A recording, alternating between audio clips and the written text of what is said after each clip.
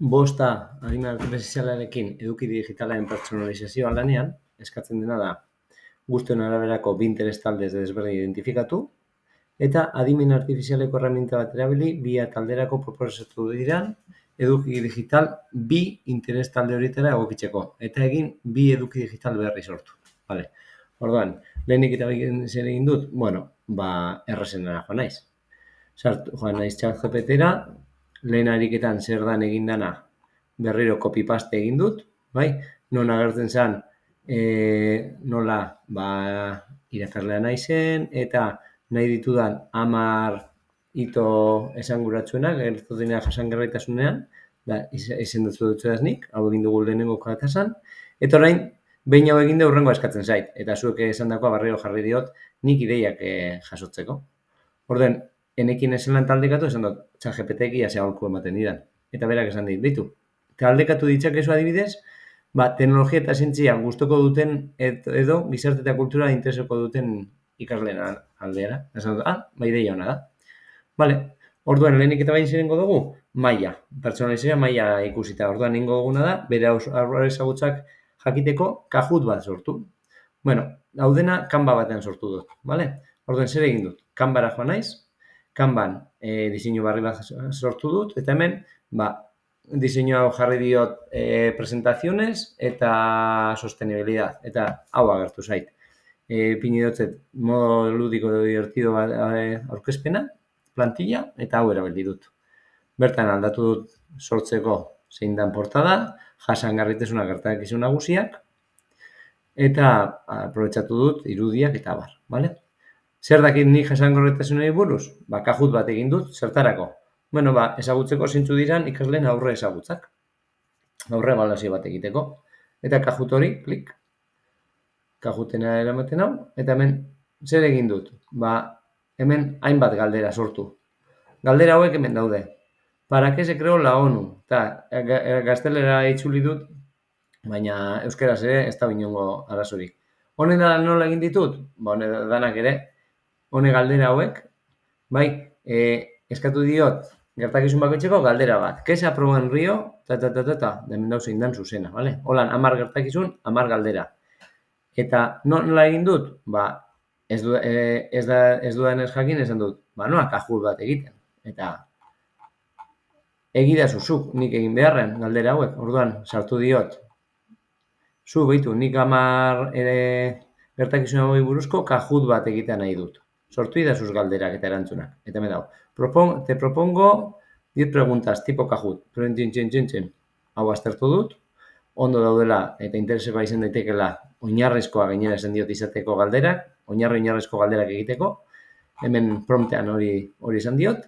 Preguntas básicas, vale? Eta esan dut, hau zuzena da. Vale, eta gainera esan diot, jarri dazu amaieran, pregunta final interactiva de todos estos eventos que te interesa más conocer. Teknologia edo historia de sociedad. Hemen ez da berez erantzun zuzena edo ez. Hau bakarri da, bere gustua jakiteko. Gero taldekatzea egiteko erabiliko dudana. Orduen, Kahoot horretan, badaude galdera hauek nik revisatu ditudanak ChatGPT-ek sorturikoak, eta amaierako galdera, non esaten duen, zer dan gehien maite duena. Edo teknologia aldeko ikuspegia edo gizarte eta historia aldekoa. Orduan, ikasleak egiten du Kahoota, eta horren arabera taldekatzea lortzen dut.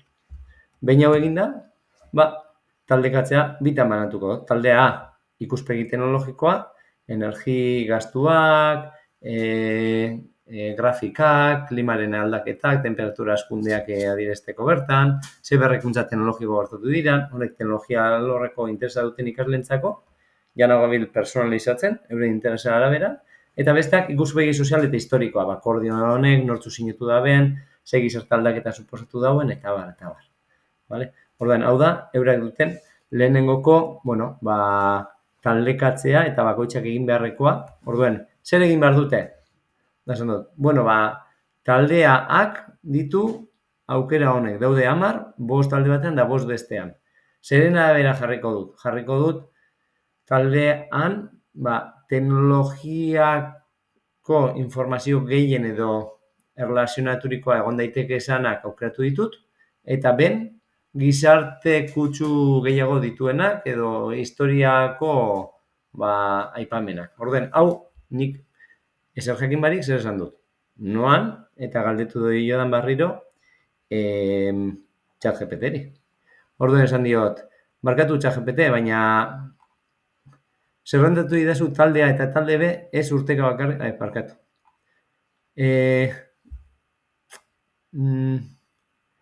Hemen esan diot, vale, hemen. Jasangarritasuneko gai batzuk beste baino teknologikoagoak edo gizarteera hurbilagoak izango direla suposatzen dut. Zelkatu A eta B taldentzako zein den hobeto, bai?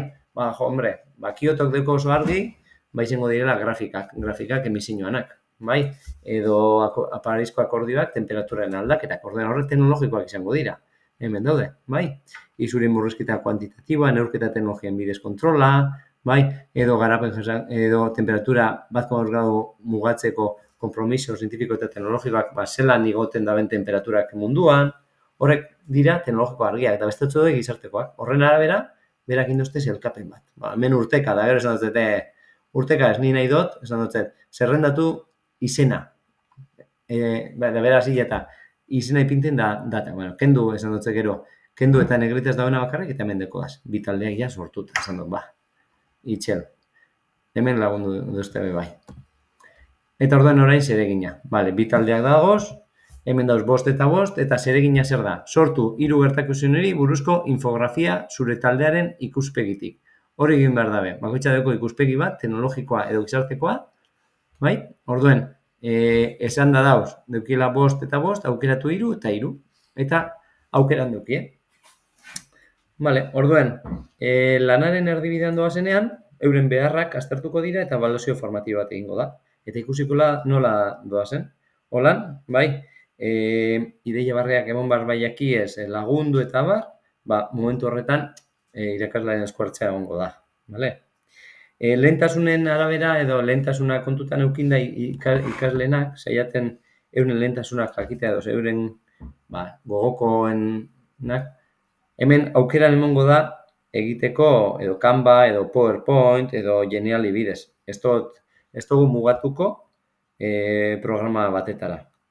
Eta erritmoari dagokionez, erritmo altukoei eskiniko jakiez ariketa gehigarriak. Adibidez, teknologiko taldeari termometroaren ikono bat egin kartulina baten, edo emesioen grafika estel batean landu, ez bakarrik argazkia jarri, landu Excela, bai? Gizartekoei munduko mapa bat koloreztatu herrialde parteideak zeintzu dinen adieraziz, adibidez, edo baita ere logotipoa egin, marraztu desatela logotipoa eta kartulina baten egin desatela. Bai, hori erritmo altua dutenei. Erritmo baxukoei ordea, oinarrizko egin beharra zeintzu diren argi zehaztu, bai? Eta esan, babitu, jarri behar dozue, lagundu, ez da, argitu, bidea erreztu, data jarri, izena, nortzuk diran parteideak, eta zer den adustutakoa. Hau da, egin beharreko lehenengo zeregina. Behin hau eginda, hau egingo dute, beraiek uste duten erramintarekin, eta bigarrenean, zer hemenan landutako 3 gertakizunei buruzko irudi esanguratsuna bilatu eta elkarbanatu klasekideekin. Eta horretarako Padlet bat sortu dut, eta Padlet honetan ez dago besterik gertakizunei buruzko argazkiak. Eta hemen adibide bat ikon dut. Kyotoko protokoloa bilatu dut interneten, idatzio Kyotoko protokolo, Kyoto grafika, eta agertzen da argi eta garbila, zelan doazen, CO2-aren igoera nolakoa izan den, urteetan zehar, munduan. Hemen ikasleak jongo dira, euren gertakizunei buruzko irudiak partekatzen gero klasean komentatu dezagun eta eztabaidatu dezagun zeri buruzkoa diran eta nola eragin duten.